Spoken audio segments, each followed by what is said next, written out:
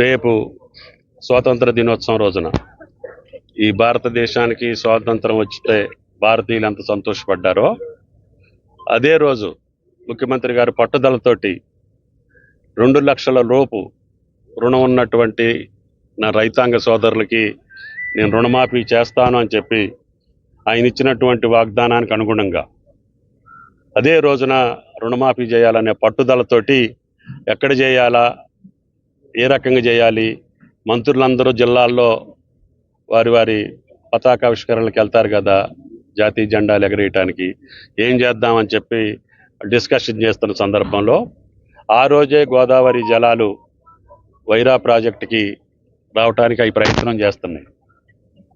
కొండలు దాటి, గుట్టలు దాటి, వాగులు దాటి, కిన్నెరసాని, మున్నేరు, ఆకేరు నదులు దాటుకుంటూ గోదావరి జలాలు వైరా నదిలో పడాలి. ఆ శుభ సందర్భాన ఒక పక్క గోదావరి జలాలు ఖమ్మం భూతల్లిని తాకటం, రెండో రోజు అదే రోజున రైతాంగ ఖాతాల్లోకి 2 లక్షల రూపాయలు వాళ్ళ ఖాతాల్లోకి చేరటం.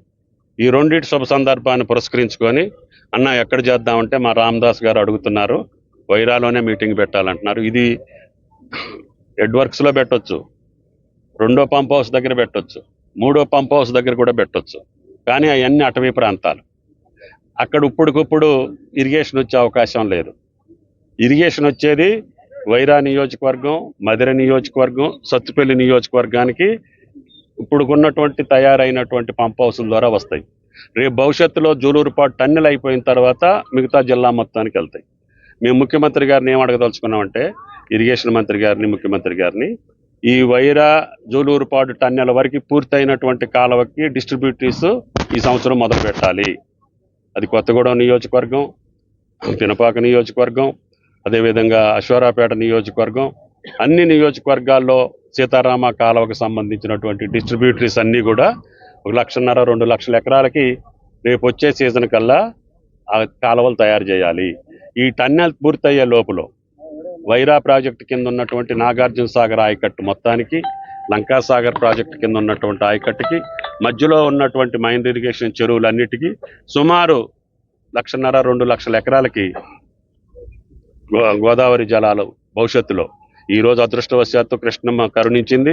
ఈరోజు రేపు మీకు 15వ తారీఖు కల్లా కృష్ణమ్మ జలాలు కూడా మీ వైరా ప్రాజెక్టులోకి వస్తాయి. అదే రోజుకి గోదావరి జలాలు కూడా మీ వైరా ప్రాజెక్టుకు వస్తాయి.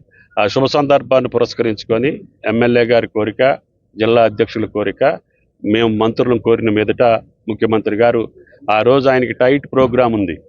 11 దాకా గోల్కొండ మీద ఆయన జాతీయ పతాకాన్ని ఆవిష్కరించి తెలంగాణ ప్రజలను ఉద్దేశించి ప్రసంగించి అక్కడ ఉన్నటువంటి కార్యక్రమాలు పూర్తి చేసుకొని నేరుగా గోదావరి తల్లి దగ్గరికి రావాలి. గోదావరి తల్లి దగ్గర నుంచి కృష్ణమ్మ తల్లి, గోదావరి తల్లి కలిసే సంగమం చూడాలి, మీ వైరా ప్రజలను చూడాలని ఆయన ఆనందం. ఆయన మాటల్లో కూడా చెప్పాడు, నాకు ఖమ్మం జిల్లాకు వస్తే నాకు సంతోషంగా ఉంటుంది, ఆనందంగా ఉంటుంది అన్న, ఆ రోజు నేను ఖమ్మం వస్తాను అని చెప్పి ఆయన అడిగారు. కాబట్టి ముఖ్యమంత్రి గారి యొక్క వాగ్దానం రుణమాఫీ, ఈ జిల్లా ప్రజల యొక్క చిరకాల కోరిక గోదావరి జలాలు వైరా గడ్డ మీద మీ అందరి సమక్షంలో జరగటం మా అదృష్టం. కాబట్టి ఆ కార్యక్రమానికి మీరు ఈ వారం రోజులు ఎంతవరకు ప్రచారం చేస్తారో చూస్తా. ఓకే.